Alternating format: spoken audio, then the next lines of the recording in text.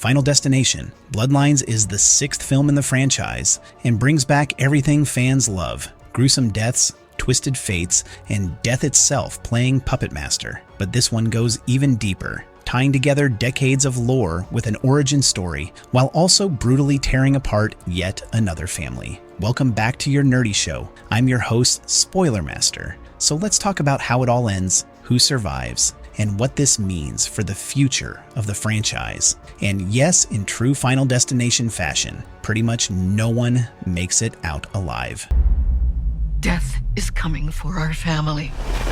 Let's start with the twist. It was never a premonition. The movie kicks off like any classic Final Destination flick. A disaster is about to go down. We're taken back to the 1960s to the grand opening of a fancy restaurant called the Skyview. We're introduced to Iris, a young woman attending with her boyfriend Paul. She seems anxious from the start, especially about the tower's elevator, a glass contraption that screams death trap. And of course, her instincts are right. A kid's innocent mistake with a coin leads to a catastrophic series of events that results in the deaths of everyone in the building, including Iris, who's revealed to be pregnant. But here's the twist. This isn't a premonition. This entire horrific scenario is actually a nightmare being had in the present day by a teenage girl named Stefani. That's right. Unlike previous films where the main character foresees the disaster, this time the vision comes from someone generations later. So how is Stefani connected to Iris?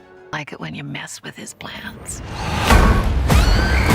Iris did survive, but at a cost. As it turns out, Iris did survive that night at Skyview, but not by accident. She had a gut feeling something was wrong and took action. She told people to leave the dance floor and even took the coin from the kid's hand, the very coin that would have triggered the deadly chain reaction. So Iris essentially became the first person in Final Destination history to beat death before it happened. But anyone familiar with the rules of the franchise knows what comes next. You cheat death, death comes for you. So Iris went full recluse, building a death-proof cabin in the middle of nowhere and locking herself away. After Paul died and her kids were taken away due to her obsessive behavior, Iris lived a life of paranoia and isolation just to avoid the fate she had dodged. She survived, yes, but she didn't really live.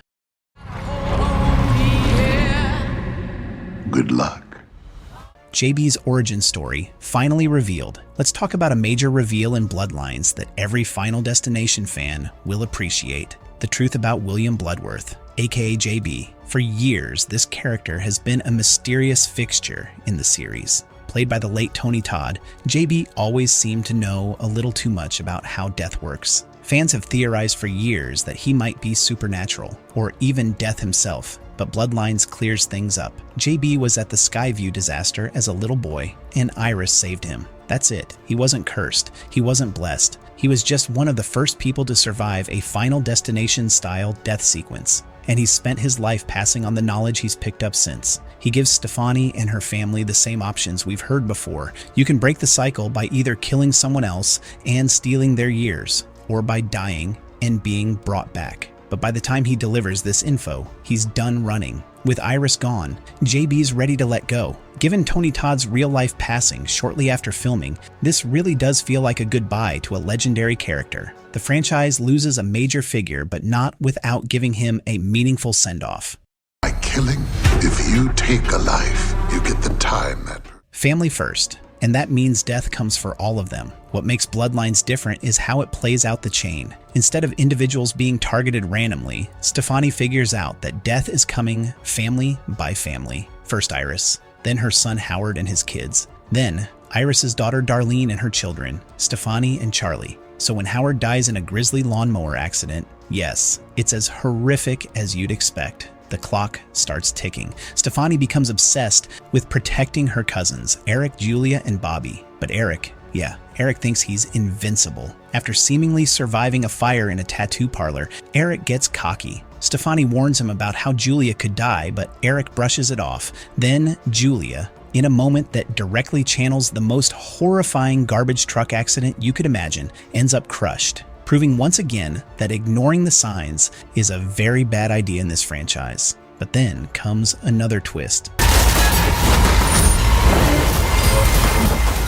Eric's not even on the list. Aunt Brenda drops a bombshell. Eric isn't actually Howard's biological son, which means he's not technically part of Iris's bloodline, and that's why he wasn't next. The movie uses this moment to throw the audience off, making us believe Eric is next when he's not. Bobby, however, is next. So Eric comes up with an incredibly reckless plan. Since Bobby is allergic to peanuts, Eric decides that they'll induce an allergic reaction and then resuscitate him at the hospital. This way, Bobby technically dies and gets brought back, thus breaking the cycle. But this is Final Destination. Nothing ever goes to plan. Eric takes Charlie into the MRI room and walks out for a second, only to accidentally leave the machine on. His body full of piercings becomes a deadly liability. Meanwhile, Bobby eats the peanut butter cup, and just as things spiral out of control, the MRI machine pulls Eric in with full force. The EpiPen gets misplaced, and a vending machine ring shoots through Bobby's head. 2 dead, 0 survivors.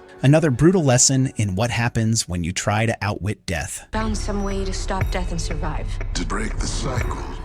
The cabin isn't safe. Either now only Darlene, Stefani, and Charlie remain. Stefani believes that as long as Darlene is alive, she and Charlie are safe because the death order hasn't reached them yet. So she drives everyone to Iris's old cabin, hoping isolation will buy them time, but death doesn't respect plans. In a touching moment, Darlene agrees to live in the cabin alone so her kids can be free. But that coin, the same one that nearly caused the original disaster, falls out of Iris's old book. That tiny object reappears again and again until it ultimately sets off another fatal chain reaction. An explosion takes out the cabin. Darlene is crushed by a light pole while saving Charlie. Stefani's car flips into a nearby water body and she almost drowns. Charlie pulls her out and gives her CPR, and for a moment, it seems like the resurrection trick worked. But nope. Stefani didn't actually die, she just blacked out. So the cycle continues. It all started with Grandma. Death is coming for us because we were never supposed to exist. That final brutal ending, the final scene really hits.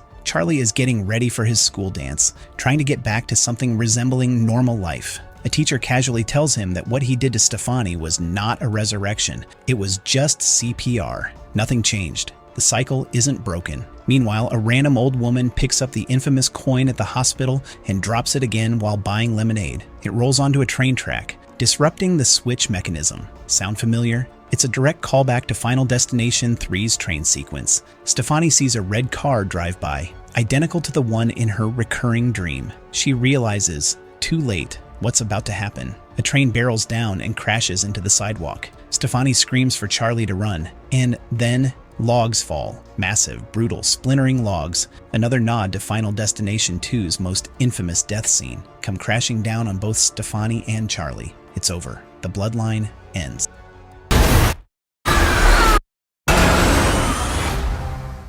Our nerdy thoughts. The film wraps up without teasing a 7th installment, but let's be real. This is Final Destination. As long as people enjoy watching death take people out in the most absurdly violent ways possible, these movies will keep coming. With JB gone and the bloodline of Iris completely wiped out, the franchise has a clean slate to start fresh. Whether that means going even further into the past, exploring a new timeline, or even rebooting entirely, Bloodlines gives enough nostalgia and closure to serve as both an origin story and a final chapter. But one thing is clear, death never skips a beat. And if there's a coin rolling in your direction, maybe don't pick it up.